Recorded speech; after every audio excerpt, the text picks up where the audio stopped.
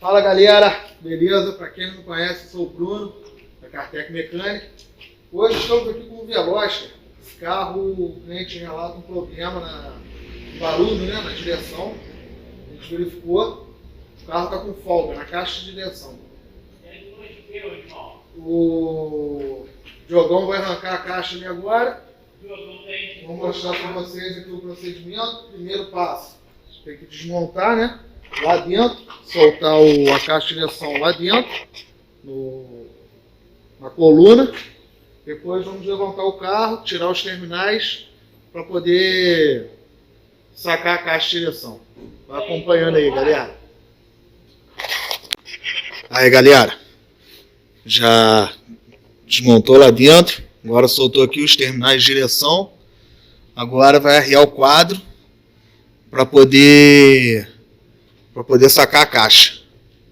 Aí. Serviço top. Bora!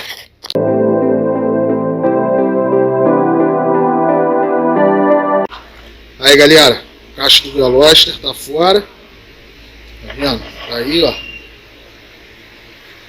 Aí agora a gente leva ela para reparo. Vai ser desmontada, né? Troca as buchas internas dela pra gente montar no lugar de novo. Aí, galera, a caixinha já tá novinha agora, ó. Feito o reparo.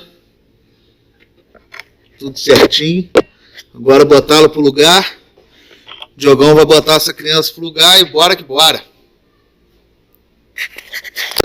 Aí, galera, o Velosterzinho tá pronto.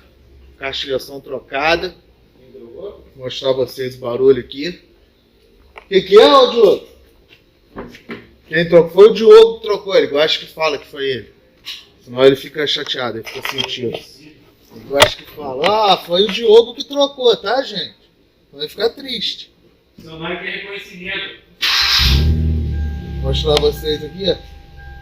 Defeito do carro, quando fazia esse movimento aqui, ó, com o volante, ele dava um estalo aqui embaixo, na direção embaixo. E andando também você sentia, né, a vibração.